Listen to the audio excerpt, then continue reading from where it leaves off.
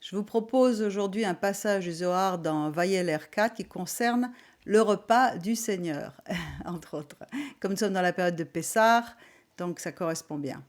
Alors, ceci, c'est un extrait de notre livre sur Josué, la conquête de la terre promise, que je vous recommande fortement également. Un autre livre, nous avons beaucoup travaillé pendant toutes ces années. C'est un livre très intéressant qui nous enseigne un petit peu sur la raison profonde de la terre d'Israël avec la conquête de Jéricho, toutes ces choses selon les sources juives. Donc il y a un passage très intéressant qui est à l'intérieur. Donc on lit dans Josué 5.10, « Et les fils d'Israël campèrent à Gilgal, et ils célébrèrent la Pessah, le 14e jour du mois, au soir dans les plaines de Jéricho, ce que nous avons fait cette semaine. Le soir du 14 Nissan, 3 jours après la circoncision, le 40e anniversaire de la sortie d'Égypte, Israël s'apprête à célébrer le premier Pessah en terre promise.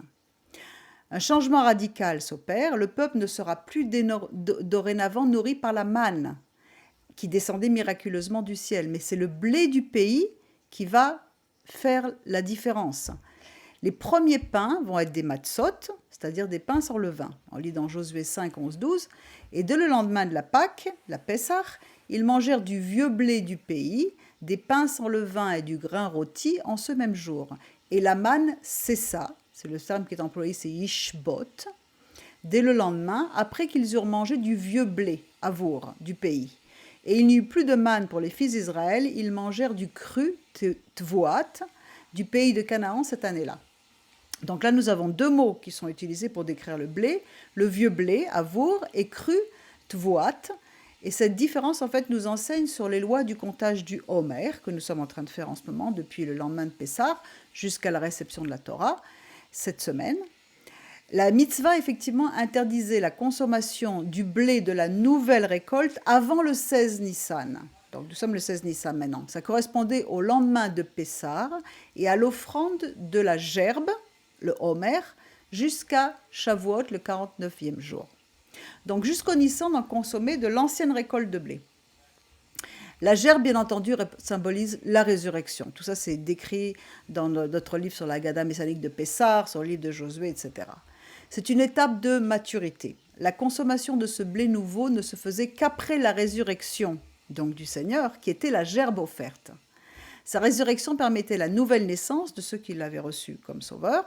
Et les 40 années, en fait, correspondent, donc tout ceci, ce sont des codes, les 40 années correspondent aux 40 premiers jours du fœtus avant qu'il ne soit déclaré viable dans la tradition juive. Après cette étape, l'embryon se développe, ce qui correspond à une nouvelle étape ou une naissance du peuple. Désormais, avec l'aide du roi Hakodesh, ils allaient pouvoir devenir des sacrificateurs en consommant de la matzah, c'est-à-dire le corps du Seigneur qui monta dans le repos du Père, comme souligne le mot utilisé dans ce que nous avons lu, le premier verset. Le lendemain de la Pessah, ils mangèrent du blé du pays, des pains sur le vin et du grain rôti ce même jour, et la manne cessa, ishbot, dès le lendemain. Et en fait, le mot ishbot, c'est la même racine que le mot Shabbat. Donc, par exemple, on lit dans Genèse 2, 2, 3, Dieu acheva au 7e jour son œuvre qu'il avait faite et il se reposa, ishbot. Et au 7e jour de toute son œuvre qu'il avait faite, Dieu bénit le 7e jour et le sanctifia parce qu'en ce jour, il se reposa, Shabbat, de toute son œuvre qu'il avait faite. Donc en fait, l'Éternel nous montre déjà la voie du repos, son repos en Yeshua, qui était la manne céleste, le pain vivant qui est envoyé pour faire de nous un royaume de sacrificateurs. Comme nous l'avons souligné, on le souligne dans le livre du départ, d'après le Midrash, Moshe était comparé au soleil et Yeshua à la lune qui tire son éclat du soleil. La lune ne brille que par la lumière réfléchie du soleil.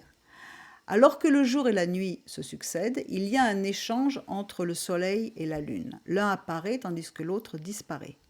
Moshe disparut pour laisser la place à Yehoshua qui devint le porte-parole d'Hachem pour la Torah. Le Talmud le résume ainsi, un règne ne doit pas se superposer à un autre, ne serait-ce que de l'épaisseur d'un cheveu. Et il s'est passé la même chose avec Yeshua. Le Père a parlé par ses prophètes, dont Moshe avec le don de la Torah, puis ensuite directement par le Fils, dont la lumière réfléchit celle du Père. Hébreux 1, 1, 3 nous dit « Dieu ayant autrefois à plusieurs reprises et en plusieurs manières parlé au Père par les prophètes, À la fin de ces jours-là, nous a parlé dans le Fils, qu'il a établi héritier de toutes choses, par lequel aussi il a fait les mondes, qui étant le resplendissement de sa gloire et l'empreinte de sa substance, et soutenant toutes choses par la parole de sa puissance, ayant fait par lui-même la purification des péchés, s'est assis à la droite de la majesté dans les hauts lieux. Ensuite, le Fils est remonté dans le sein du Père pour laisser la place au roi HaKodesh. Dans Jean 16, il nous dit « Toutefois, je vous dis la vérité, il vous est avantageux que moi je m'en aille, car si je m'en vais, le Consolateur ne viendra pas à vous. Mais si je m'en vais, je vous l'enverrai. Et quand celui-là sera venu, il convaincra le monde de péché et de justice et de jugement de péché parce qu'il ne croit pas en moi. » Donc, en fait, on voit qu'il y a un échange qui se produit. Il y en a un qui passe une révélation, un dévoilement qui se produit à la place d'un autre dévoilement, etc. Mais c'est la même chose. Parce que Yeshua a cumulé toutes les onctions, maître en Torah, grand sacrificateur, prophète et plus encore. C'est le mystère de l'unité divine que l'on peut lire dans Shema Israël, Hashem Elokeinu, Hashem Echad. Mais le Zohar, maintenant, c'est là que j'en arrive à mon passage, je donne encore une perle. Pendant les jours de Moshe, les Israélites mangèrent de la manne tombée du ciel. Avec Yehoshua, elle s'arrêta pour laisser place au blé du pays. Et on lit. Quelle est la différence entre eux, Zohar Vayeler 4, la manne, quelle est la différence entre la manne et le blé de la terre? La manne vient d'en haut, des cieux, tandis que le blé de la terre vient d'en bas. C'est la royauté appelée terre, la Malchut. Quand Moshe est parti, le corps du soleil a disparu et le corps de la lune est venu. C'est la Malchut, la royauté, l'aspect de Yehoshua. Donc le pain du ciel a cessé et ils mangèrent du blé du pays. Il s'agit de la royauté, c'est-à-dire le monde dans lequel nous trouvons la Malchut. Il faut que nous lisions entre les lignes. Le Zohar, c'est toujours crypté. Tant que Moshe était là, le pain du ciel tombait sous forme de révélation. Ça pouvait être la nuée, l'ange, la manne. Il y avait différentes manifestations. Mais la manne, le pain du ciel. Quand Yehoshua, Josué, a pris le manteau prophétique, il a annoncé la venue du pain vivant sur terre. La Malchut sur notre terre ici. Yeshua qui représente justement aussi la Sphirat Malchut parce qu'il est venu. Il nous dit dans Matthieu 1, 14, 15, mais après que Yochanan eut été livré, Yeshua, donc c'est le même nom que Yehoshua, vint en Galilée, prêchant l'évangile du royaume de Dieu en disant « Le temps s'est accompli et le royaume de Dieu s'est approché. Malchut, repentez-vous et croyez à l'évangile. » Il nous a dit également « Je suis le pain de vie. Vos pères ont mangé la manne dans le désert et sont morts. C'est ici le pain qui descend du ciel afin que quelqu'un en mange et ne meure point. Moi, je suis le pain vivant qui est descendu du ciel. Si quelqu'un mange de ce pain, il vivra éternellement. Or, le pain aussi que moi je donnerai, c'est ma chair, laquelle moi je donnerai pour la vie du monde. » Et il dit encore dans Jean 6, 58, « C'est ici le pain qui est descendu du ciel, non pas comme les pains mangèrent et moururent. Celui qui mangera de ce pain vivra éternellement. » La manne céleste a été manifestée en chair, du moins dans une compréhension de notre chair, et le royaume s'est approché de l'homme avec Yeshua.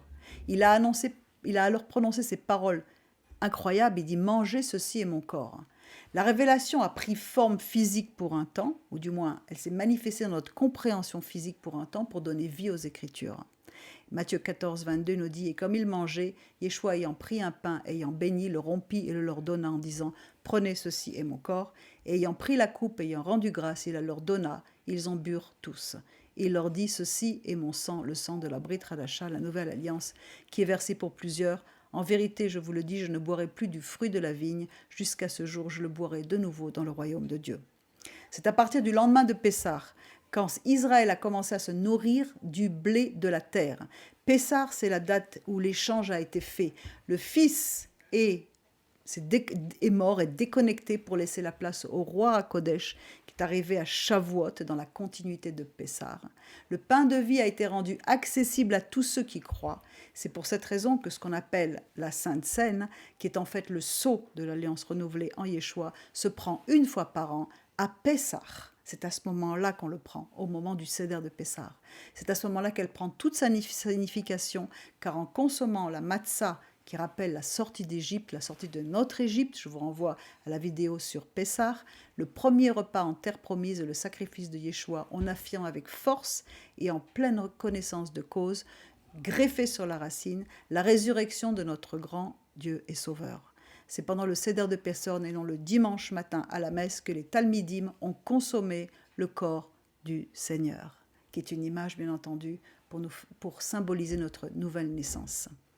Alors je vous souhaite un bon Pessar et un bon repas du Seigneur si vous l'avez fait à Pessar et si sinon ce serait pour la prochaine fois. Shalom et merci de votre écoute.